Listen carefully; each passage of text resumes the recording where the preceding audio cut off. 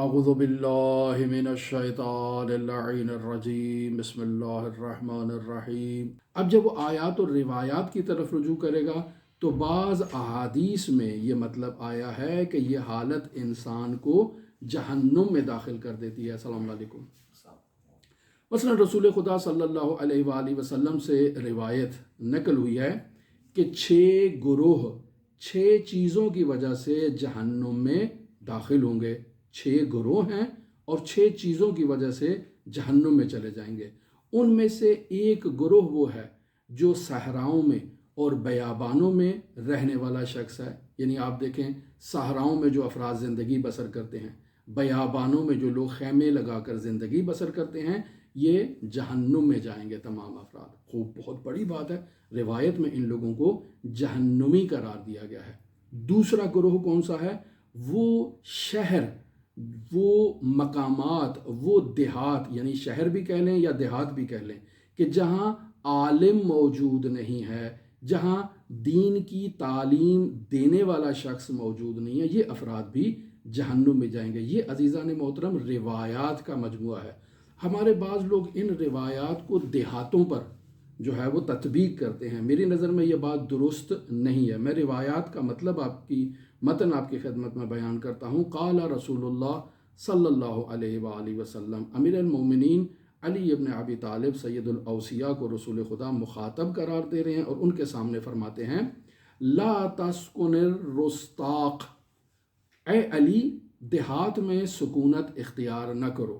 رستاق در حقیقت اسی دیہات ہی کو کہتے ہیں، لیکن یہاں مراد ایسی جگہ ہے جہاں عالم موجود نہیں ہے، ایسی جگہ مراد ہے۔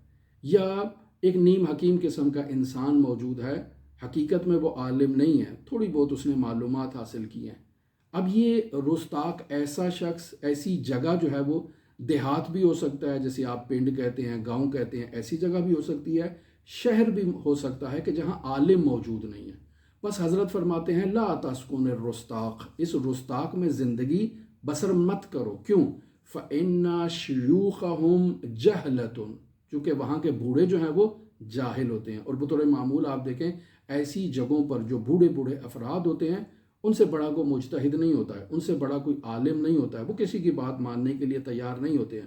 وہ عالم کو کہتے ہیں کہ میں آپ سے ایگری نہیں کرتا ہوں، میں آپ کی بات کو نہیں مانتا ہوں، میں آپ کی بات کو تسلیم نہیں کرتا ہوں، میری اس بارے میں رائے یہ ہے۔ بھی آپ نے قرآن سے استنباط کیا، حدیث سے استنباط کیا، کسی فقیہ کے درس میں بیٹھے ہیں، آپ اپنی رائے کیسے قائم کر سکتے ہیں دین کے بارے میں جب تک آپ دین کو پراپر طریقے سے پڑھے نہیں ہیں؟ لہٰذا فإن شیوخہم جہلۃ، وہاں کے شیوخ، وہاں کے بوڑھے جو ہیں وہ جاہل ہوتے ہیں۔ وشبانہم ارمۃ، اور وہاں کے جو جوان ہیں وہ بدتمیز قسم کے ہوتے ہیں، وہ سرکش قسم کے لوگ ہوتے ہیں۔ خوب، یہ دوسری خصوصیت۔ ونسوانہم کشفۃ، اور وہاں کی عورتیں جو ہیں وہ کشف حجاب کرتی ہیں، سر عریان ہوتی ہیں، برہنہ سر ہوتی ہیں۔ خوب، یہ ان کی تیسری خصوصیت۔ اور پھر والعالم بینہم کالجیفۃ بین القلاب، عالم ان کے درمیان ایک ایسے مردار کی طرح ہوتا ہے جو کتوں کے درمیان گھر چکا ہوتا ہے۔ یعنی جیسے کتے جو ہیں وہ مردار کو نوچتے ہیں، ایسے ہی یہ لوگ جو ہے یہ عالم کو نوچتے ہیں۔ لہٰذا امیر المومنین کو رسول خدا فرماتے ہیں کہ یا علی لا تسکن الرستاق، اے علی دیہات میں جا کر زندگی بسر نہ کرو۔ اب یہ دیہات بھی ہو سکتا ہے اور یہ دیہات شہر بھی ہو سکتا ہے کہ جہاں عالم کی قدر نہیں ہے یا عالم نہیں ہے، اور اگر عالم ہے تو اس کے علم سے استفادہ کرنے والا کوئی نہیں ہے۔ بس ایسی جگہ در حقیقت دیہات ہے۔ بس اوقات ایسا دیہات حوزہ علمیہ بھی ہو سکتا ہے کہ انسان حوزہ علمیہ میں موجود ہے اور وہاں ایک فقیہ موجود ہے، وہاں ایک عالم موجود ہے، وہاں ایک نابغہ شخصیت موجود ہے، لیکن اس کے علم سے استفادہ نہیں کیا جا رہا، اس کو پتھر مارے جاتے ہیں، اس کو جو ہے وہ در بدر کیا جاتا ہے، شہر بدر کیا جاتا ہے، اس کو نکال دیا جاتا ہے۔ یہ اس پہ بھی جو ہے وہ اس کا مصداق بن سکتا ہے، یعنی روایت وہاں پر بھی تطبیق کی جا سکتی ہے، لیکن اس کا بہترین مصداق ہمارے علاقوں میں یہ جو دیہات ہیں، یہ جو شہر ہیں، یہ اس کا بہترین مصداق بن سکتے ہیں۔ دوسری روایت، یہاں پہ رسول خدا فرماتے ہیں من لم یتورع فی دین اللہ، جو اللہ کے دین میں پرہیزگاری اختیار نہیں کرتا، تو اسے اللہ کیا سزا دیتا ہے؟ ابتلاہ اللہ بثلاث خصال، اللہ انہیں 3 عذابوں میں مبتلا کرے گا۔ پہلا عذاب کیا ہوگا؟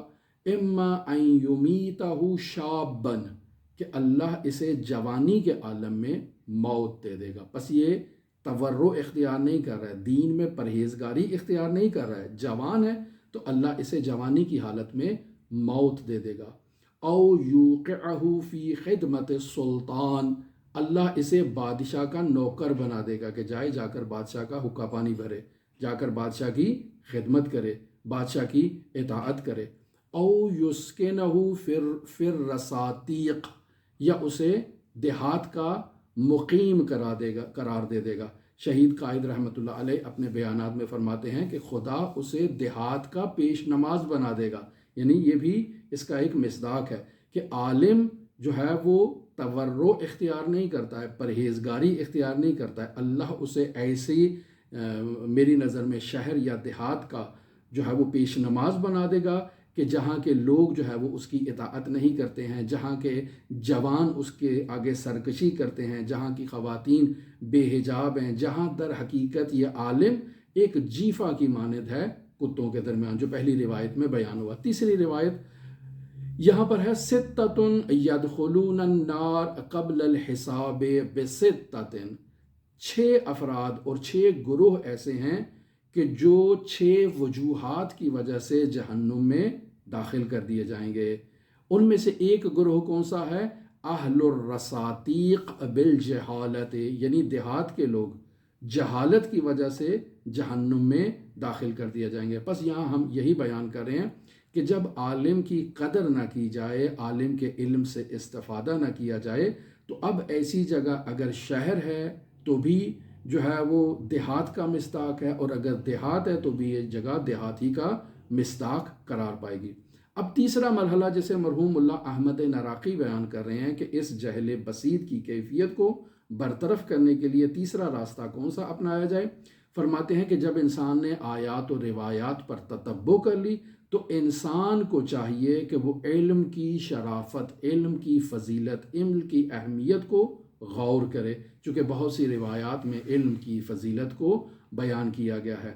غفلت کی نیند سے پھر اس انسان کو بیدار ہونا چاہیے اور اپنی جہالت کو برطرف کرنے کے لیے عالم کی طرف رجوع کرنا چاہیے، عالم سے فیض حاصل کرنا چاہیے، اور پھر علوم میں بھی وہ علم جو اسے اللہ کی اطاعت اور اللہ کی فرمان برداری کی طرف لے آئے، اس علم کی طرف جد و جہد کرنی چاہیے۔ کیوں؟ چونکہ علم جس چیز کے ذریعے سے حاصل کر رہا ہے وہ انسان کی عقل ہے، اور عقل کی کیا تعریف ہے؟ ما عبد بہ الرحمن واکتسب بہ الجنان، عقل وہ چیز ہے جس کے ذریعے سے رحمان کی معرفت اور رحمان کی جو ہے وہ عبادت کی جاتی ہے اور جنت کو حاصل کیا جاتا ہے، یعنی اللہ کا قرب حاصل کیا جاتا ہے۔ بس یہ ہے آج کی گفتگو اور آج کا درس جسے ملا احمد نراقی سے ہم نے آپ کی خدمت میں بیان کیا۔ دعا گو ہیں خالق متعال ہمیں علم نور عطا فرمائے، معرفت عطا فرمائے، اور جو علم عطا کیا ہے اس پر عمل کرنے کی توفیق عطا فرمائے۔ اللہم صلی علی محمد و آل محمد وعجل فرج قائم آل محمد۔